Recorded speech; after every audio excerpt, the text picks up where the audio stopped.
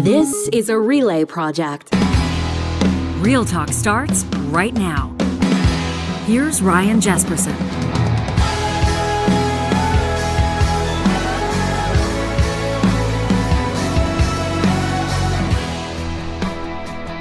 We got a lot going on, Real Talkers, in this, the final episode before we head into the weekend. A good one, because we're going to talk things out.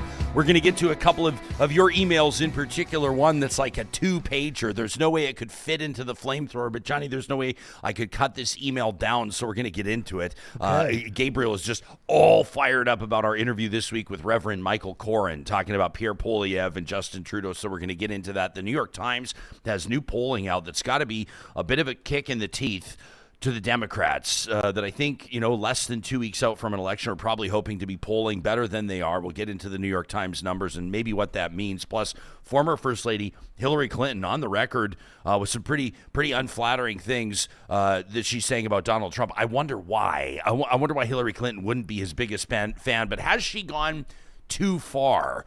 Remember the deplorables comment back in the day, back in 2016? Has Hillary Clinton gone too far? Or maybe are the rest of the commentators and the rest of the folks not going far enough? We'll look to our Real Talk YouTube live chat for insights on that. This is your show, and it is happening with the presenting sponsorship this morning, today, of Alberta's top online real estate school. You can find them at relo.ca. That's RELO.ca, where better real estate training starts. If you're looking around you and seeing all your friends, your family, those that are experiencing some flexibility in their schedule, some unlimited earning potential, they're feeling the rewards of a career that's given them exactly what they were looking for, and it's real estate. You're hearing that call. You're looking for the best way to get started. Look no further than Relo.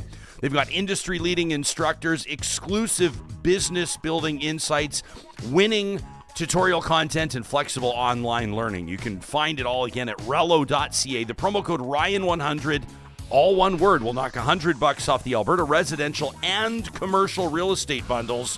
If you're going to do both, save yourself a couple of $100 with the promo code Ryan100 when you get started today at relo.ca.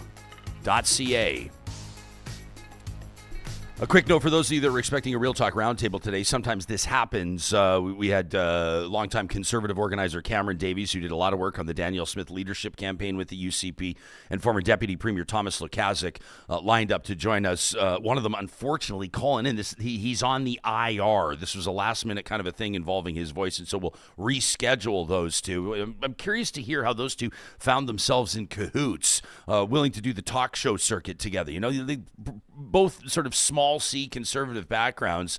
Lukaszuk, I think, sort of has established himself more as a progressive conservative, obviously, in Alberta and across the country. For those that are the political watchers paying attention to provincial politics, that the Alison Redford era and before it, Lukaszuk, of course, an MLA and cabinet minister for a long time, more than 10 years. I think 14 years as an MLA. But Cameron Davies did a lot more work behind the scenes with Jason Kenney, with Danielle Smith and others. And so we're looking forward to that conversation as soon as we can get them all back healthy and on the field, so to speak. So look for that in an upcoming episode of Real Talk, probably next week. I think everybody in the United States in particular paying attention to what the New York Times has put out, and that is that Kamala Harris and Donald Trump deadlocked to the end. As the report goes, the electorate rarely seeming so evenly divided. This is a New York Times poll in partnership with Siena College, finding that Harris and Trump are tied 48% among likely voters, and a small margin of error. This is, of course, less than 2 weeks out from the election. Kamala Harris and Donald J. Trump locked in a dead heat for that popular vote. As they're reporting, Kamala Harris struggling for an edge over Trump with an electorate that seems impossibly and immovably divided. Of course, keep in mind, millions of Americans have already voted, and this, political watchers are saying, certainly not encouraging for the Harris camp, for the Democrats. In recent elections, they've held an edge in the popular vote, even when they've lost the Electoral College. And so they were looking to her to build a strong national lead, looking ahead at swing states like Michigan, Pennsylvania, and Wisconsin. But after 3 of the most tumultuous months in recent American political history, including assassination attempts on Donald Trump and some wild developments, a high-profile debate, obviously the Joe Biden debate, the one that followed with Kamala and Donald, 2 attempts as mentioned on his life, dozens of rallies, hundreds of millions spent on advertisements. I mean, since she was named, since Joe Biden was replaced as the nominee for president, more than $1 billion raised by that Harris campaign. Really amazing, but it doesn't seem like a lot of that, the big ad spend, the momentum, those storylines have done much to change the trajectory of the race. As a matter of fact, since the last poll that was taken in early October, Kamala Harris about a month ago had a slight lead over Trump, 49 to 46%. So this change here to 48-48, the change within the margin of error, but still they're seeing a tightening in these polls over the last few weeks, suggesting that this contest has drawn even closer. So this has got to be bad news for the Democrats that are hoping to see a little bit more momentum here. Did you see Hillary Clinton on CNN? A comment she makes. I want to roll this for you. I want to play about 2 minutes of it just to give you the background, the context. You don't think we're just cherry picking something here. But she likens a Trump rally to just about the most deplorable political leader in human history. And, we don't get involved in the race to the bottom. But I would suggest that what you're about to hear from Hillary Clinton is raising some eyebrows for very good reason. Check this out. Here she is, former First Lady on CNN. You're referencing what General John Kelly has said, that his former boss meets the definition of a fascist. And I know you've said before that recently you said that Trump uses blatantly fascist rhetoric. Do you agree with John Kelly, with Vice President Harris, that Donald Trump does meet the definition of a fascist? Caitlin, I do. And it's not only people like former Chief of Staff, Marine General John Kelly, who is telling us this and warning us. It's people who have really studied what fascism is and what fascist leadership looks like. People like Professor Timothy Snyder, people like former Professor Paxton, who just recently came out and said that he had studied fascism during the war, particularly the Nazis, Vichy France, and he'd been reluctant to use the term.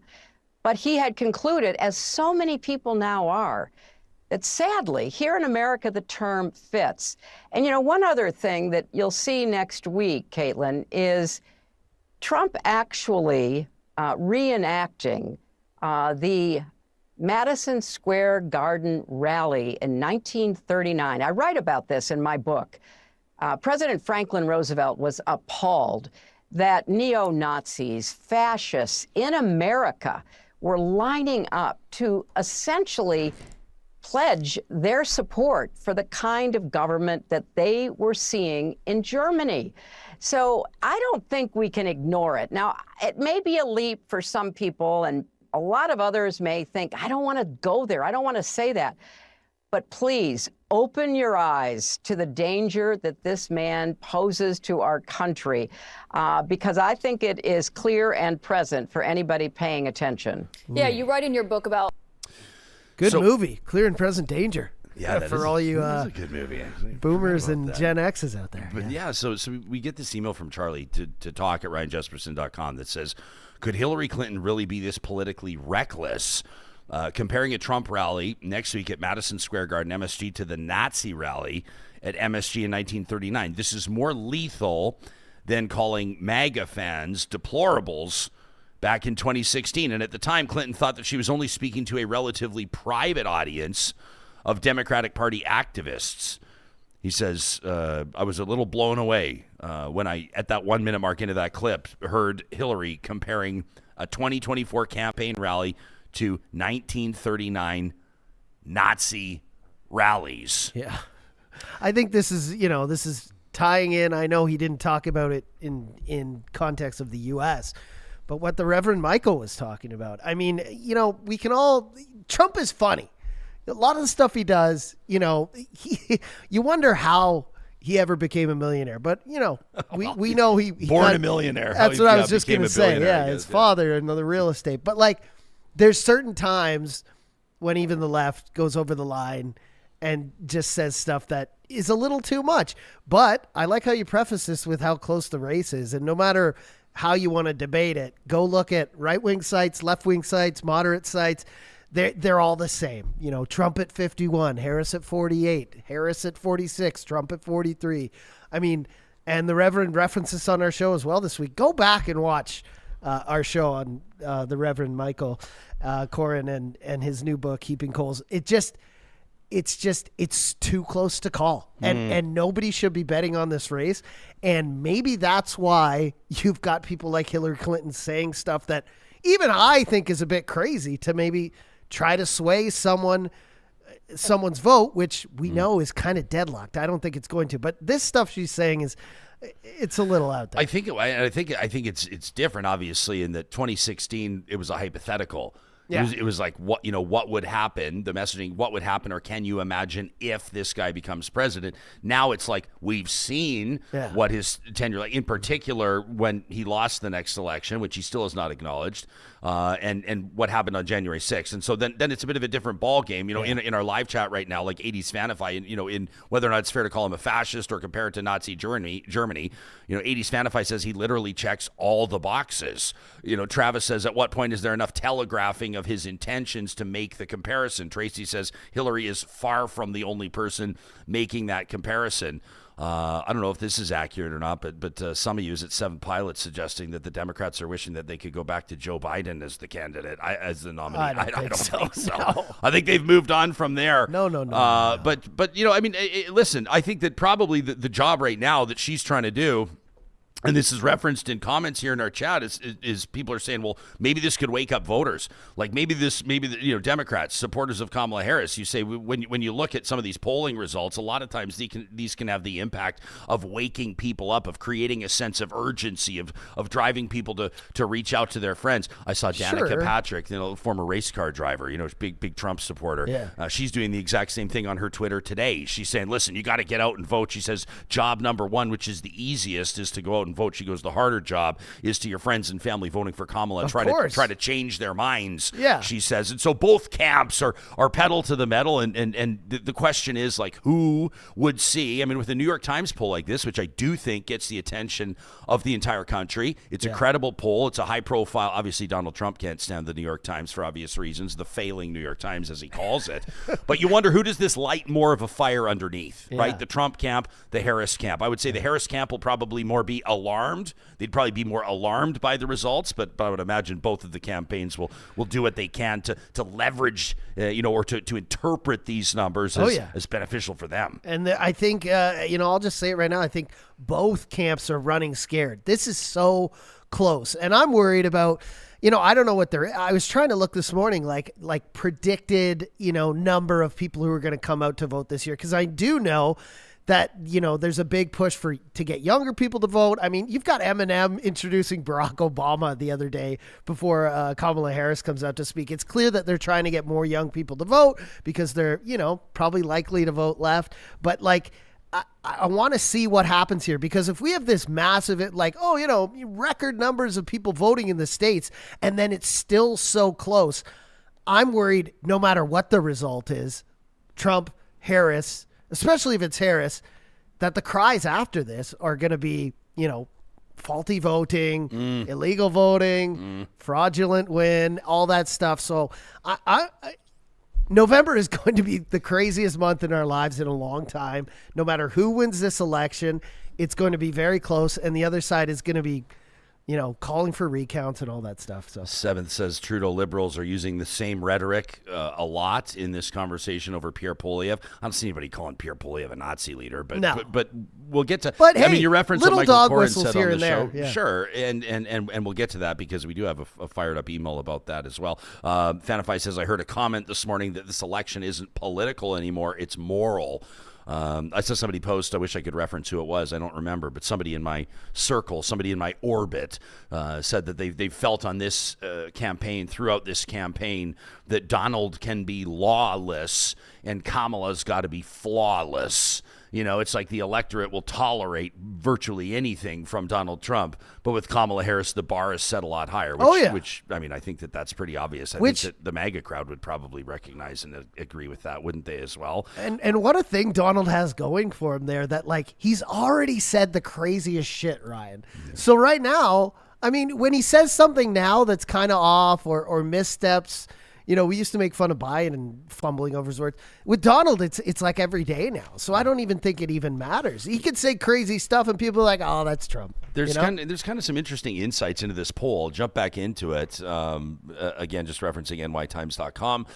Glimmers of hope in the final national poll for Trump and Harris. For Trump, it's immigration. 15% of respondents named immigration as their top issue, up from 12%. Sure. So that's rising on people's list, of kind of like their ballot box question or their political priorities, what they're going, what's the context of the voter as they're going to cast their ballot. He's hammered the Biden administration's record on this, and obviously Harris, part of that, is his vice president, pledging to undertake the largest deportation in American history. Wow. And by an 11-point margin, voters have said, respondents to this poll, that they trust Trump more than Harris to deal with immigration. Mm-hmm. So that's an interesting point to keep an eye on. And voters, American voters, continue to be pessimistic about the direction of the country, which is a measure that's historically been a danger sign for the party in power, which is obvious, the Democrats, right? Like you say the same thing in Canada. The Poilievre message over the next year or so will be, and because it's an effective one, is your life better off or worse off than when this guy became prime minister? And that's the question they're asking, right? I literally was watching, terrestrial television. Do we say that? I don't know. Actual television last night, and I saw another Poilievre ad that's been running nonstop. I guess that's what somebody told me because I was texting them about it. But just exactly, kind of detailing what you just said. And if we're talking about immigration, I mean, that's an issue everywhere right now, Ryan. You look at the UK, you look at the States, and then even today, I'm sure you've heard Canada, going to be, even Trudeau kind of putting this as a last-ditch effort today, saying he's going to be slashing immigration targets, putting a pause on things, saying basically, in not so many words, admitting that they have kind of fumbled immigration. Well, it's all over people's radar, and for obvious reasons. When we talked to Marc Miller about this, a federal minister, I guess about a couple of months ago. People can look back in our archives and find it, especially in the highlights. Johnny does a great job on the highlights section of our YouTube channel. You can find it there. Like, what do we do, Johnny? Sometimes they're 30 seconds, sometimes they're 10 minutes. But just like the real kind of like the meat out of some of these interviews, you'd probably prefer I use a different metaphor. The real gold nuggets. How about that? The real gold nuggets out of some of these interviews. And Marc Miller was on there talking about immigration and how he sees it fitting into things like Canada's housing crunch, as an example. Obviously also into unemployment numbers, underemployment numbers, the economy. And a lot of folks, let's be honest, can find a lot of reasons to point to immigrants or new Canadians as a reason for all of their problems. So there's that too. But get this. Just 28% of respondents, back to the New York Times poll, just 28%, less than 1 in 3, said that they believe their country, the United States, was headed in the right direction. So that's not great if you're wanting to be president. But here's another one, and you reference Trump, and you're talking about his age. The percentage of Americans who said that Donald Trump, 78 years of age, is too old to be president remains at 41% of respondents, not 41% of Democrats. 41% of poll respondents believe that Trump is too old to be president, but that's unchanged from polling in July. And the reason why that's significant is because some of his campaign speeches, some of his appearances, our Real Talk Roundtable a week ago today, the group chat roundtable poking fun at Trump standing up and swaying on the stage, just listening to music, right? Just listen. Everyone was wondering kind of what's going on, listening to music. It was a bit of a Biden moment, to be honest with you, looking a little bit aimless, looking a little bit confused. So these have happened. The reason I'm invoking that, though, is that the percentage of Americans that believes that he's too old to be president is unchanged despite that. Yeah. So you might look at this as a strategist and suggest, well, the damage that's done is done. It's a sunk cost. Yeah, it's not doing and it's not getting any worse. No. But I will say, to Trump's credit, when I hear Ave Maria, I sway in the wind as well. It's hard not to sway to Ave Maria, Peaches says, I spent 3 weeks of every month down in the U.S., and I find it hilarious when Canadian media honks try to get their twist into the American politics. Stick with the guy that pays you, boys. I guess that's the assertion that we're still waiting for our checks from Trudeau. Oh, man. But Peaches, I appreciate you checking in on Didn't the even Canadian bring us honks. donuts or coffee or anything. Yeah, we got an email from Brandt, and I thought that this was an interesting one to talk at RyanJesperson.com. I love the name Brandt. Have you seen, by the way, hockey poolies out there? Is that real? So it be Brent? Brandt. Drew Doughty is one of the big stars of my fantasy hockey team, but he's got a horrific ankle injury. And this rookie, Brandt Clark, is jumping up, doing a hell of a job with the LA Kings. Anyway, I don't think it's the same Brandt, but I love the name. He says, Jespo, Johnny, as a Canadian watching this U.S. presidential campaign from up here, I feel a growing sense of concern, not just about who's going to become the next president, but also how our own country might be affected. Maybe this is speaking directly to Peaches, why Canadians care about this in the election outcome. With Trump once again emerging as the front runner in this race, I can't help but think back to the last time he held office and the strained or even sometimes precarious relationship that Canada had with our southern neighbor. During Trump's presidency, we saw an erratic approach to diplomacy leading to tariffs on Canadian steel and aluminum. He's promising, obviously, tough tariffs again. Sudden policy changes, challenges to our trade agreements, and it took a lot of resolve on our part to push back. And Justin Trudeau, for all the criticism he faces here at home, did manage to stand up to U.S. administration. I think Canadians remember images of him working to renegotiate NAFTA, even when the process was far from respectable, certainly not predictable. Those were tough years for Canada as we were constantly navigating around the volatility of our closest ally. Good point on the relationship. Says, now I look at Pierre Poilievre, who obviously has a strong shot at becoming our next prime minister, and I worry. I'm not sure he'll be able to or willing to stand up to a force like Trump. Poilievre has shown himself to be an advocate for closer ties with American conservatives. He's been quick to embrace some of Trump's populist messaging here at home. Brandt says, but that raises serious questions about his willingness or even his ability to push back on the kinds of policies that could hurt Canada if Trump is reelected. If the U.S. moves towards isolationism again, if more tariffs are imposed, or if our industries are targeted, we need a leader with conviction to defend our interests. And I hope that Poilievre understands that he wouldn't just be engaging in American politics, but he'd need to stand firm for Canadian values, for our economy, and for our sovereignty. Canadians know that having an independent and assertive leader on the world stage is critical when our neighbors embrace policies that affect us so deeply. For now, I just hope that whoever leads us next remembers that friendship with America is vital, but so is standing up for Canada. That from Brandt. Sure. Good take. Sure. Yeah. Our buddies down south are our best buddies, and they're going to be our best buddies moving forward in this ever-changing and scary world, Ryan. Yeah. Okay, so you can let us know what you think here.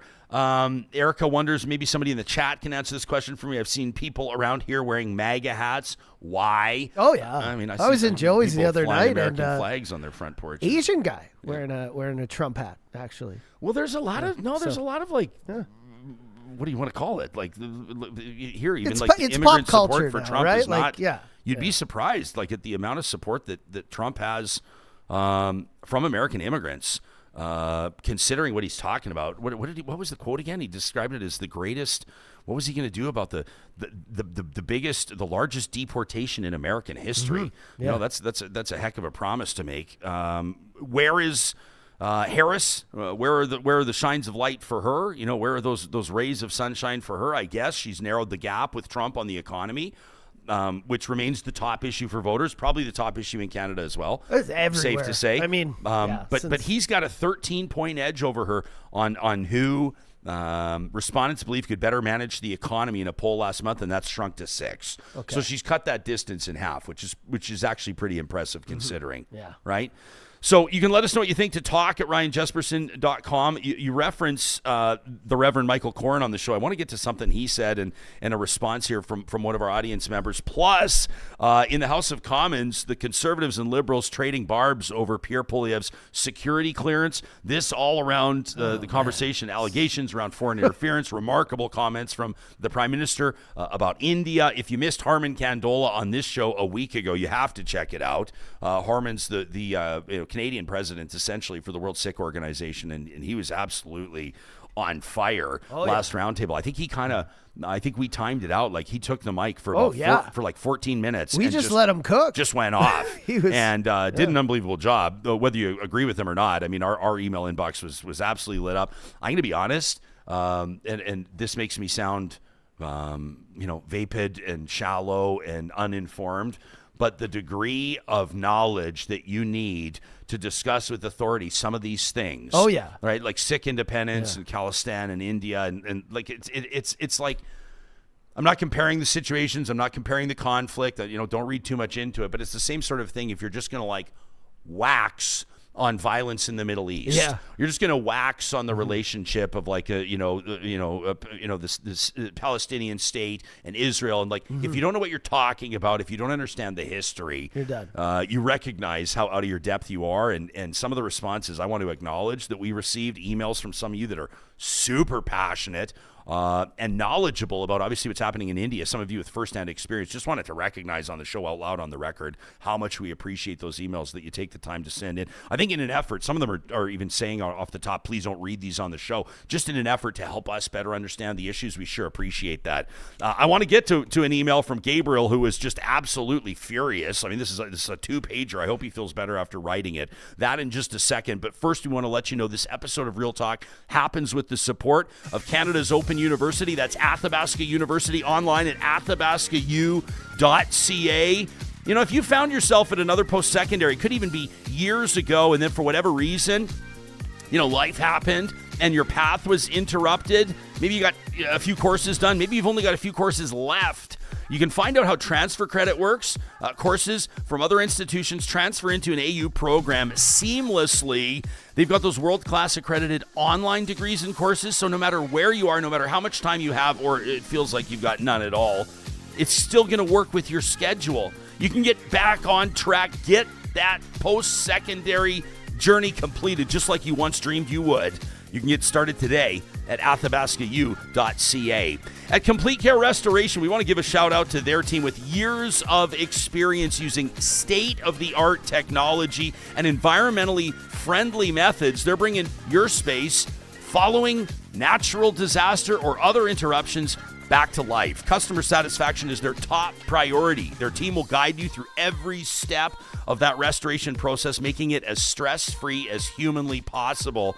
Don't wait for damage to worsen. If you've experienced flooding, for example, contact Complete Care Restoration today. Experience the peace of mind that comes with expert care.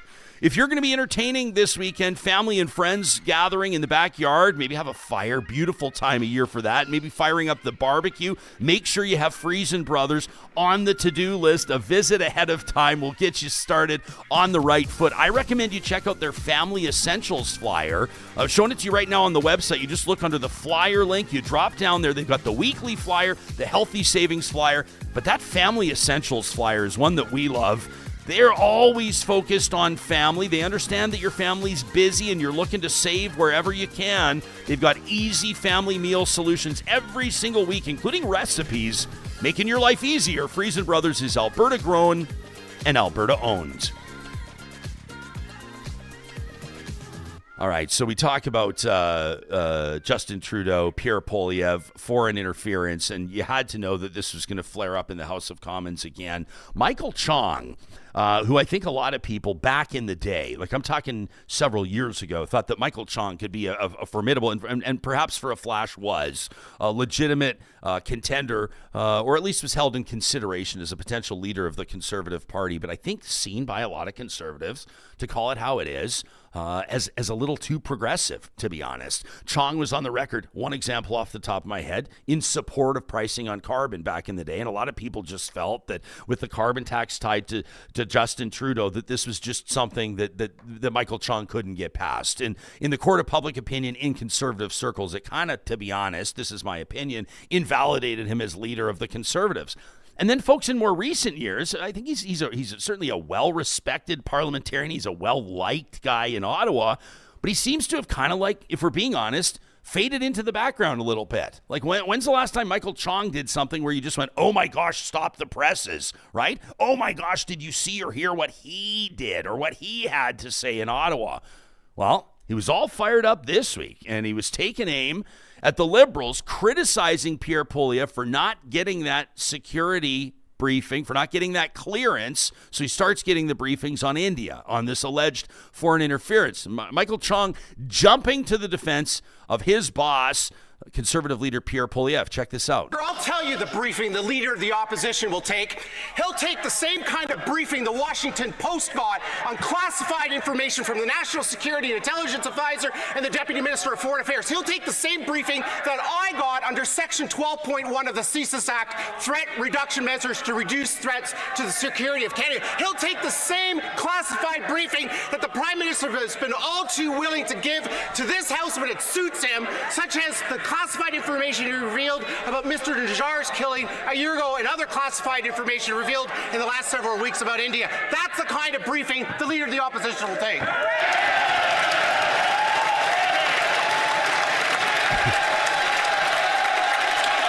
So for the benefit of those on the podcast, Standing ovation. standing ovation, and Poilievre just loves it. Like, he's got just that Cheshire cat type grin smeared across his face. But Michael Chong, like, I can't remember the last time you saw him that fired up.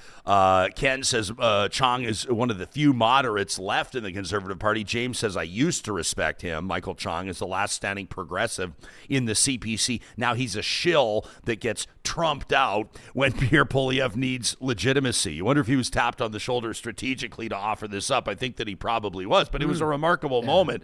For the Liberals' part, Marc Miller, minister that was on this show just a short time ago, had his own words in this context. Here's what Marc Miller had to say just a short time around that same clip. Mr. Speaker, if the member opposite thinks that security certificates from the Modi government are reliable, he needs a little clearance too on top of his leader, who should probably get a better briefing on the national security of this country. Get the clearance, get the briefing, stop being a baby, and be responsible. Okay, so stop being a baby. Stop being a baby. So you know that. So here's where this goes, and this will be the thrust and parry that we hear from these two sides over the next while as Canadians sit here and wonder what's actually going to be done about this. What sort of an impact may this have had on Canadian democracy in past, and what's the plan moving forward? In particular, what is the federal government? What is the government in power? But what do all parties intend to do about this? Trudeau is very clear that he says, I've got the names of Conservatives, former candidates, current MPs, and others, that are tied to this, that have been implicated or otherwise involved in foreign interference, questioned, and we talked about this on the show last week, by a Conservative lawyer, acknowledging that there were also Liberal names on that list and names from other parties, which you would assume would be the NDP, but I can't say for sure. So this is an issue where people are going to be looking to all of the party leaders across the board, across the aisle for leadership on, and we'll have to see what happens. I'm seeing folks in the chat say, I'm just not fully convinced. This is Ms. B, not fully convinced that excuses for nothing other than political gamesmanship are good enough once we're talking about national security. And I think that you hit the nail on the head with that comment. The average Canadian, right? Ms. B says this gives the impression that politicians from any party who do this don't really actually take national security seriously. In other words, it's the politicking that's prevailing over their concern for the general public, or the security or the validity, the long-standing nature, the preservation of Canadian democracy, and that's a good point. So I appreciate the comments on that. You can let us know what you think. We get into it with Reverend Michael Coren on the show. He's coming on. I mean, he's got a book, Heaping Coals, and he talks about his journey from media firebrand to Anglican priest. And we ended up talking to him. We didn't realize this, but it was one day after the 5-year anniversary of his ordination as an Anglican priest. But Michael Coren's been a conservative commentator in Canada for a long time. He's been hosted television, radio programs. He's had a column, and he's always had that kind of conservative bent. I compared him, and I don't know that he minded the comparison during the interview, to Charles Adler. I said they've kind of had parallel journeys in a way.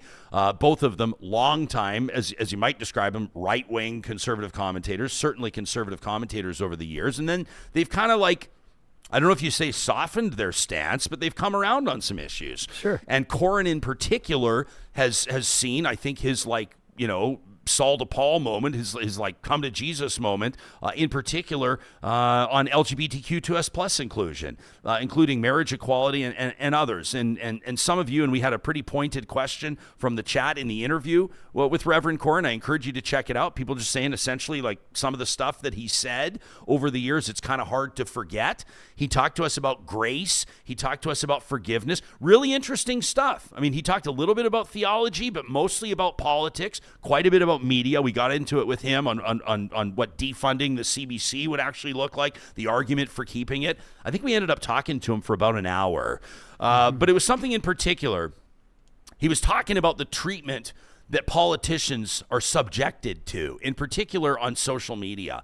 And it lit a fire under some of you. And I want to get to this email from Gabriel. You might suggest this is a fit for the flamethrower, but it's way too long. So we wanted to set some room aside on the show. And by the way, he's got his sights on us as well, on me in particular. And we like these emails. We like having our feet held to the fire. But first, let's take a look back. This is just a few days ago. This is the Reverend Michael Coren on Real Talk. I remember once meeting someone who'd been very abusive about me. And I think he was actually a bit intimidated, but he was so apologetic. And he had objectified me and thought, well, this is not a person with feelings and a family and fears and ambitions or whatever. And this is what tends to happen. We don't think of the person. We just think of the way we feel about what that person said or what that person represents.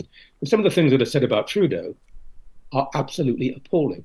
He's not a bad man. You might not like his politics. Fine, vote for another party. You might think he hasn't been a good prime minister. Fine, get rid of him. But the abuse and the attacks, the personal attacks on this man, he's a democratic leader in a very tolerant and multicultural nation.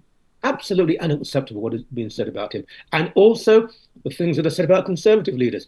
Pierre Poilievre, I've met him, I don't know him, but what the left says about him sometimes, the man is not a racist. He's not homophobic.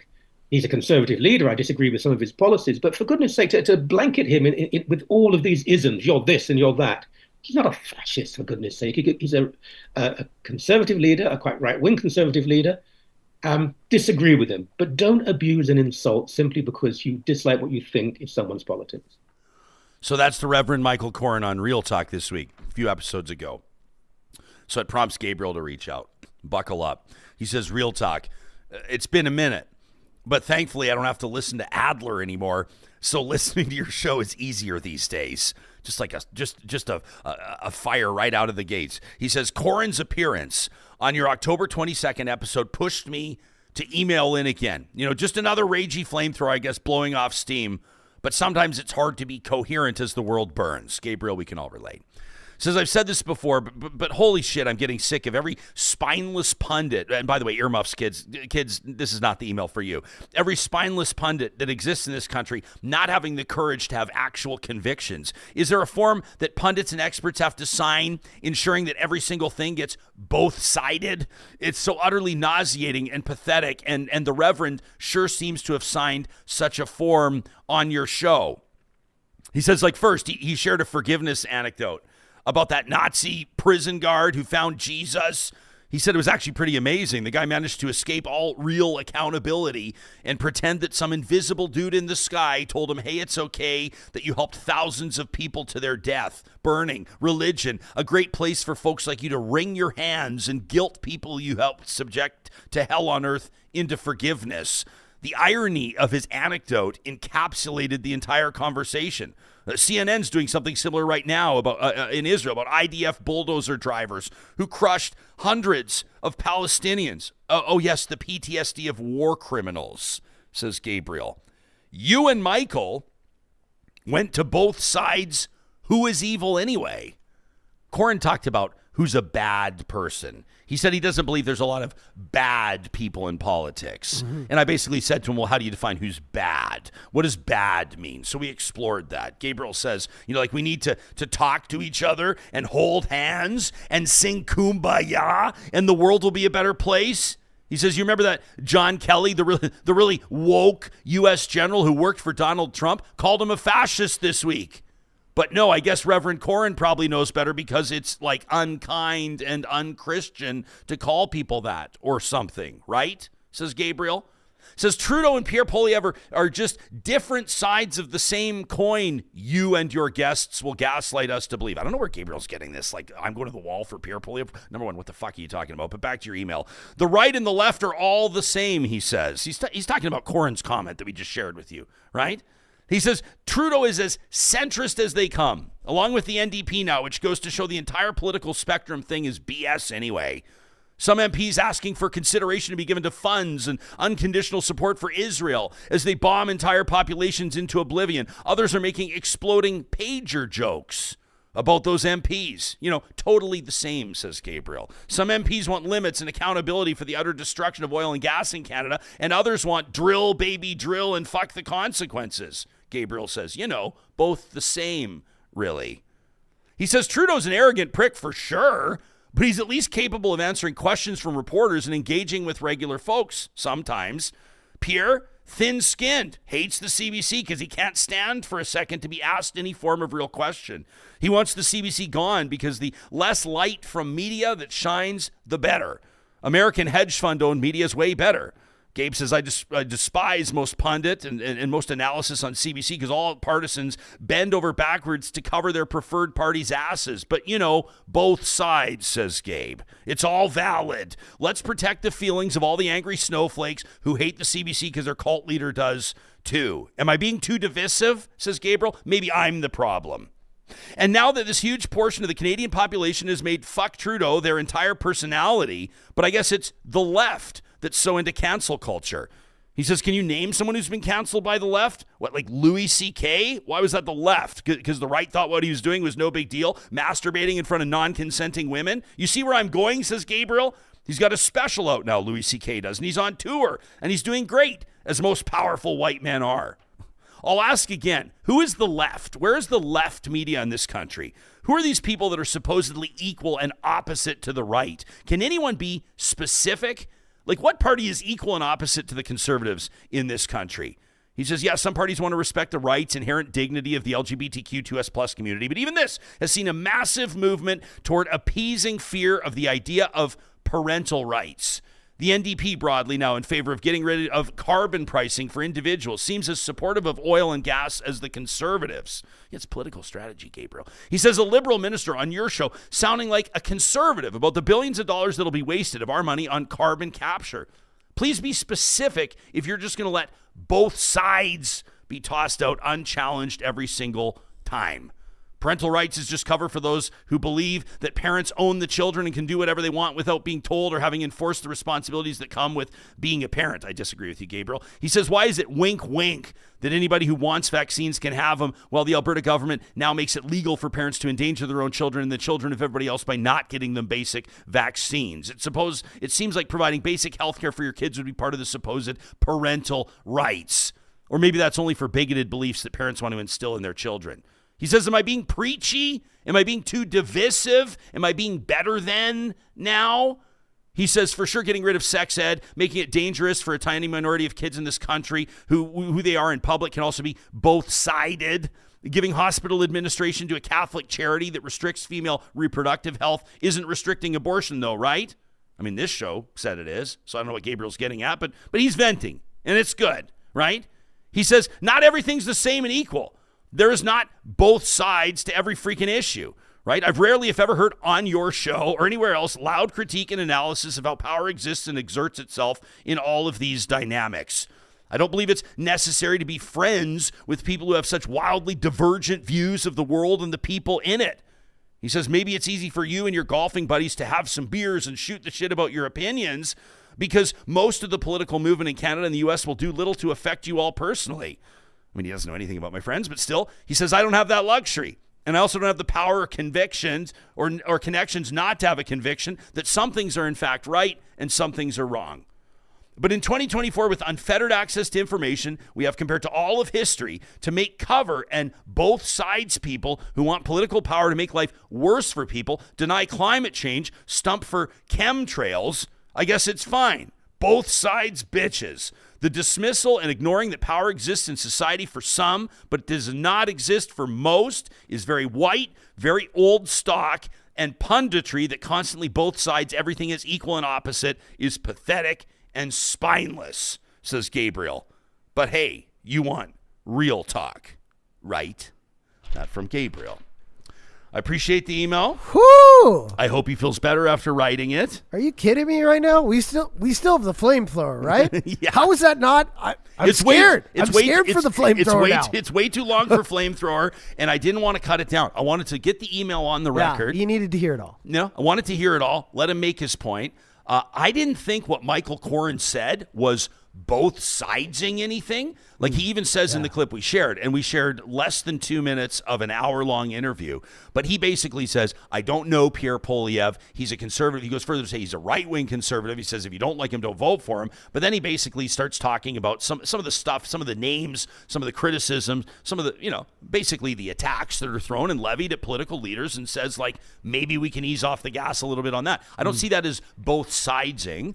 And just like, I don't necessarily want to read emails on the show and then like jump to the show's defense and get all defensive and whatever. But I would say this to Gabriel. Number one, wanted to read the email to get it on the record, which it says something about the show. Number two, I don't think that this show like jumps to the defense to both sides everything, right? I think that when we see something ludicrous, we call it something ludicrous. When we call someone out, we call someone out. We read audience emails all the time. We have the flamethrower coming up every Friday. But I also would suggest that a lot of people are losing perspective and devaluing the idea of seeking to understand other people.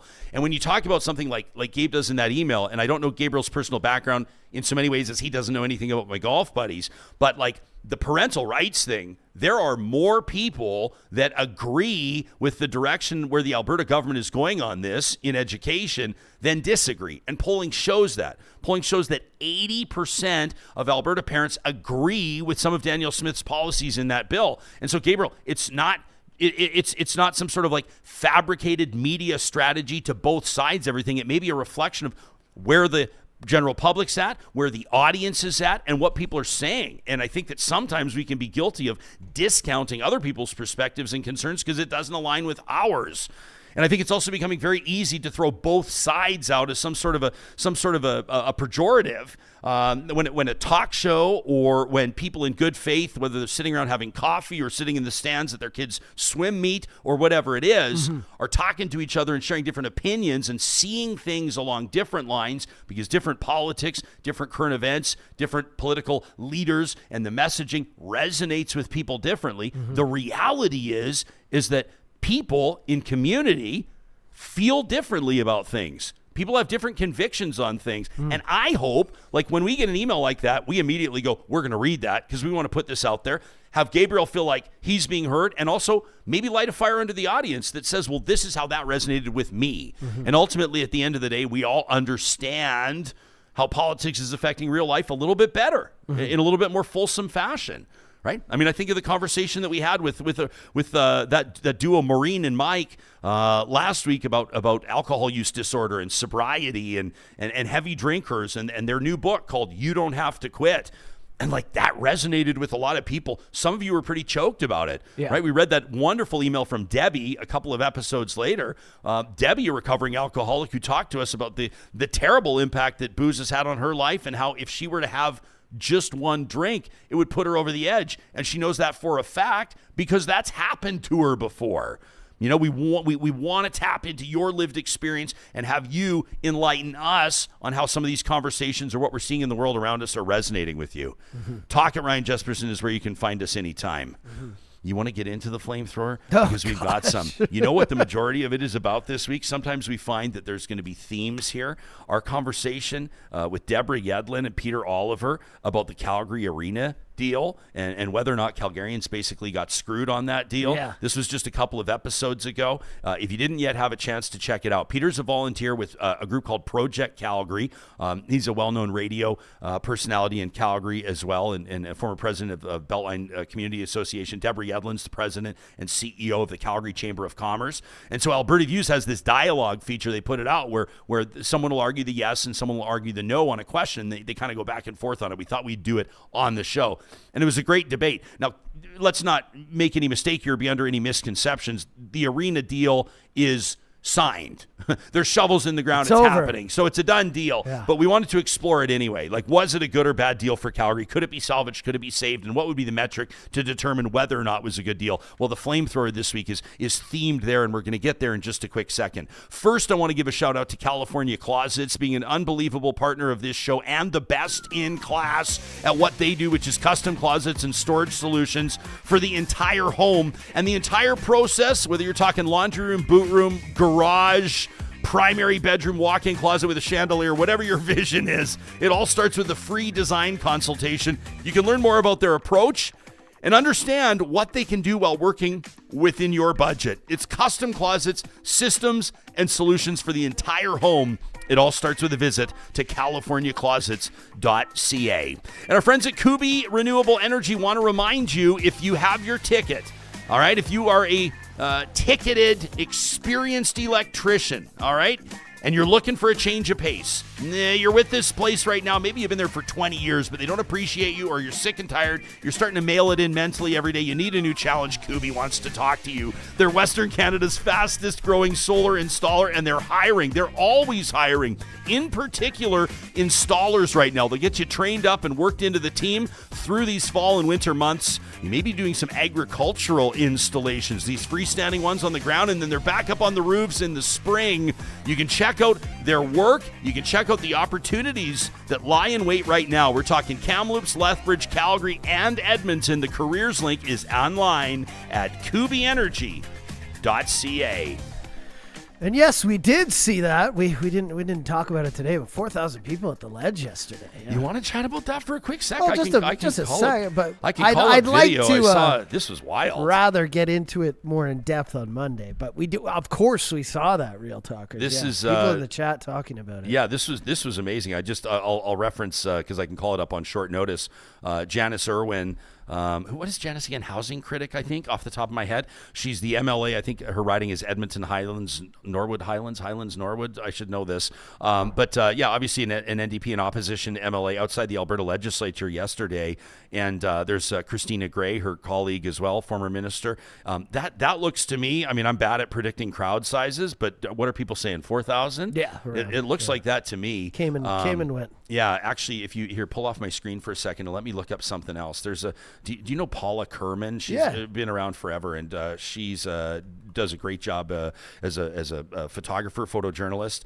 They're calling it the Rally for Respect, and I saw that Paula had posted some photos here, so let's give her a shout out. We can show these for our YouTube audience. That's a lot of flags, man. That's a lot of CUPE flags, Canadian Union for Public Employees. These are the support workers, the education support workers, demanding a fair contract. They say 12 years, no raise. They were looking to strike, and then the province has mandated. I'm not a labor negotiator, but the province has mandated that they work under like a labor framework, which sounds like kind of like mandated mediation or something like that. Yeah. We can get into the details of it early next week, but we're talking about like library staff.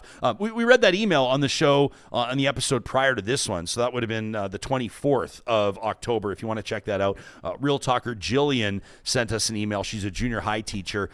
She's not there striking, or I guess technically they're not striking, they're demonstrating, but Jillian wrote in and kind of gave us an idea of who we're talking about here, who these support workers are, and she was talking about the double duty that a lot of them do. These are the folks that are like answering the phones in reception, dealing with parents, administering first aid, handling all the money on field trips, like all this kind of stuff. And Jillian talked about, to be honest, kind of the paltry paychecks that they're earning and why teachers rely on these support workers so much. So shout out to them. In a predictable turn of events, I tweeted about it. I tweeted that a link to Jillian's email and said to folks, if you want to learn more about it, Jillian kind of paints a picture here of who we're talking about. And I did see somebody leave a comment. I mean, you get these all the time saying, "Oh wow, the people with 12 weeks of summer vacation, are upset that they're not getting paid enough for the job. They want, what a terrible government, what a bad government." I'm just sitting there going, these are people making barely over minimum wage, doing some of the toughest, the heaviest lifting in schools, dealing with kids. And it also feels to me, and I don't know too much about it, but I know what I hear. And I know what people tell us. These are the people that are doing a lot of things I mean, I'll say this. A teacher approached me last night. She asked me not to mention her name, so I won't. But I was out with some boys last night. We were at the really great event, the United Way Scotch Whiskey Masterclass, a great fundraiser Ooh, were you United teaching Way. that class? I feel like Oh, dude. Let me just give a little plug to the United Way, and this is something that you can attend next year. It's in the books this year. I had it at the Fairmont Hotel McDonald, but it's a smaller sized room. You pay for your seat at the table, and then the team from Keg and Cork comes in and opens up 7 different Scotch bottles that the average person would definitely never try. Like one of the bottles, $1,900. This bottle of Scotch, like no one's going to buy it. Most people are not going to buy that and drink it. Anyway, the point is you get to try a little bit out of each one, and then the proceeds go to United Way. It's great. So this teacher comes up because we're talking about United Way programs, and one of those is tools for school, right? And these are, it is what it sounds like. At the beginning of the school year or whenever it's needed, kids from less fortunate families, kids whose families they're poor, these families barely have anything, are getting backpacks with basic school supplies like pencils and coil notebooks, because otherwise they wouldn't have anything for school, period. They're not getting it at home. They talked a little bit about the United Way support for like hot lunch programs, and they're going for some of these kids. And like, real talkers, let this land. Like, this is still landing with me. They're saying, and these are people in the schools that are saying there are some kids that if they didn't have the hot lunch at school, they would not eat that day. Like, the only meal they're getting is the meal they're getting at school. And a lot of this stuff is happening with these support workers, with these EAs. So this teacher comes up to me after the event, and she says to me, she goes, like, people think that we're exaggerating. People think that it's not true. She says, I had a kid show up in class today, didn't even have pencils. I go, so what do you do? She goes, well, I keep extra pencils on hand, but like out of her own pocket, whatever. These are like small little things. They're not going down. You don't see these placards outside the Alberta Legislature with people holding the placards saying, I slipped $5 into a kid's pocket knowing they couldn't pay for the field trip but didn't want them to be self-conscious. Or I've been providing pencils for kids for the last 10 years because I see this happening again and again. These are the types of things that I definitely really want to make sure is on our radar, and that we're understanding why this lands. And so I did feel like it was an ignorant comment on the tweet, and I see that comment kind of recurring, when it comes to people that are working in education. But it should be a wake-up call, and it should say something. When you get thousands of people to turn out for political rallies, right? It says something about where the mood of the public is. Why do you think Americans are so obsessed about the size of the rallies? Because it actually says something. It doesn't say everything. Election day says everything, but it certainly says something. If you were at that rally, or hell, if you oppose it, and you'd love us to hear your perspective and share it with this audience, you know where to find us, to talk at ryanjesperson.com. Yvonne says she's pretty sure lunch programs don't exist anymore. That is definitely not true. I was talking to somebody yesterday about how they do. Every single week, courtesy of our friends at the DQs of Northwest Edmonton and Sherwood Park, we offer you an opportunity to bring us your absolutely scalding hot takes, all right? This is what Real Talkers are all fired up about this week. It's the Flamethrower, presented by the DQs of Northwest Edmonton and Sherwood Park, and we love this one from Colin in Calgary, who says, Jespo, I absolutely loved your discussion on Real Talk about the Calgary Arena. I appreciate both of those guests participating. They've definitely got more courage than the politicians or the Flames owners. Sadly, it's too little too late, as this paperwork has already been signed. But I thought that Peter absolutely annihilated Deb Yedlin on the panel. When you get past that garbage about world-class cities and catalysts for development and all the supposed secondary benefits, there are some good, cold, hard facts that are hard to ignore. The arena provides entertainment to disproportionately wealthy Calgarians, and its profits enrich the billionaire ownership group. This is a for-profit enterprise. It's very simple. We don't need to blow up every building that's 35 years old. It's an arena, plain and simple. Concerts are able to put on shows in many smaller or older facilities. That's literally the job of the promotion companies. Why build a new building exactly where the existing building is? It does the exact same thing. It's somehow going to magically create all this new economic explosion and activity. That's smoke and mirrors. The taxpayers got absolutely hosed by City Council, the Premier, and the Flames ownership group, funding a for-profit building at 97% of the cost with a measly $40 million from the owners. Deborah, who herself is wealthy, was completely incapable of putting a single argument together that this is of benefit to taxpayers. That from Colin. Well, what about this one from KP, who says, Jespo, I got a serious problem with the debate on the Calgary arena, especially from the disingenuous Peter Oliver. Okay, KP coming at it from a different angle. Says, first of all, I'll admit the new deal for Calgary, bit of a shit deal. No naming rights, no ticket tax, no community funds from the Flames for the city. And if we're looking for people to blame for that deal getting screwed up, there's only one person to point at, says KP, Naheed Nenshi. It's his own fault the arena deal that he signed got screwed over. He must have been taking business deal classes from the drama teacher or the Russian historian journalist, the finance minister. Okay. But it's disingenuous. I don't know how Chrystia Freeland factors into this, but I digress. It's disingenuous that the new arena wouldn't be a tremendous success for Calgary. Peter points to Rogers Place in Edmonton, but wrongfully asserts that Edmonton would have developed its downtown just as fast or faster without the shiny facade of Rogers and Ice District. There would be no Stantec Tower. There would be no JW Marriott. The development of local bars and businesses simply wouldn't have happened. Developments like the Valley Line, the Metro Line, LRT, the parks, Falcon Towers, Encore Station Lands, Edmonton Tower, the new CWB building, Ice District Phase 2, the quarters, and so much. Kyle, shit hasn't happened with the quarters. He goes, there's even a proposal here for a 280-meter tower now in Edmonton. Says that one deal for the arena brought over $8 billion in investment, turning Edmonton's dead, lifeless, dystopian downtown into an attraction that continues to evolve, and it got Edmonton labeled a top 25 city to visit in the world. He says, well, I wish we could talk more about urban development for a better Edmonton, Calgary, and Canada if Canada still exists in 50 years. That from KP. Okay. You see that? Edmonton, top 25 city to visit in the world. Yeah. You see that the other day? Yeah. I thought that was kind of interesting. Maybe more on that next week. Come visit. Kind of raises my eyebrows a little bit, lists like that. But hey, good for Explore Edmonton. Good for the city. Sure. Michelle says, excellent debate per usual on Real Talk about the Calgary Arena. I went back and forth, and just like Johnny Infamous, Michelle says, I ended up changing my mind. She says, yes, we do need to stand up to billionaires. That's a movement that's more than due and coming soon. Yes, Calgary should stand up to a bully billionaire owner, but really, only Calgary suffers. The whole issue of sports team ownership is so rife with bullshit around the world, it's a problem way larger than just one city. And if Calgary decides not to deal with the devil, that city won't recover. In order to play with the big boys, nothing's fair. Is that Calgary's battle to fight? That from Michelle. Interesting one. What about this one from Tom, who writes in from Lethbridge, Alberta? That's L.A. Tom in L.A. says, our MP, Rachel Thomas, a Conservative, just sent me a flyer saying she plans to cut my family's income by $1,350. How? She plans to end the carbon rebate, which helps us buy groceries. It's a dumb plan that'll hit our budget hard.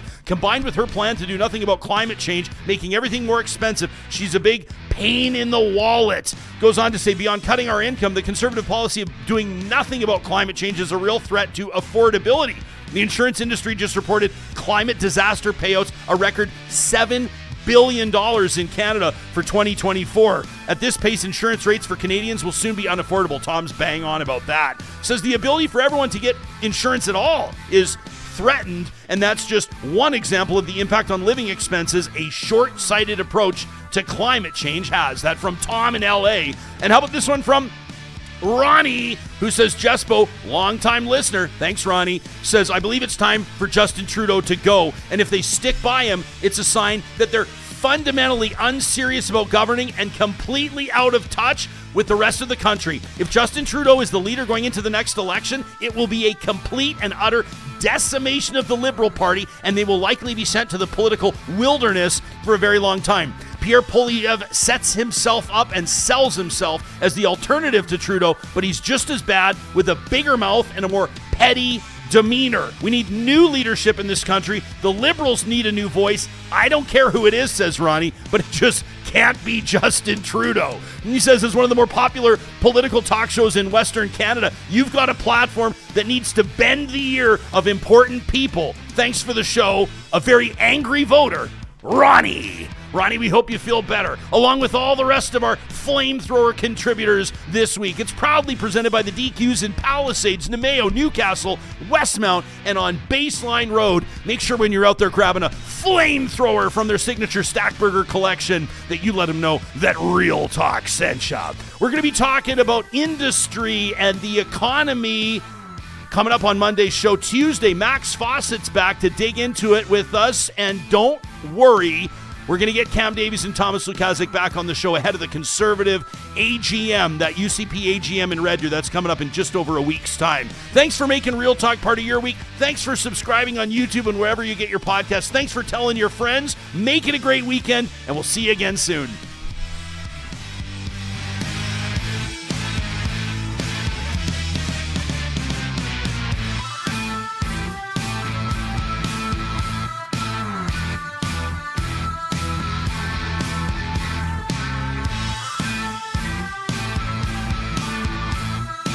Real Talk is hosted by Ryan Jesperson, executive producer Josh Dunford, technical producer John Hicks, general manager Katie Cook-Chivers.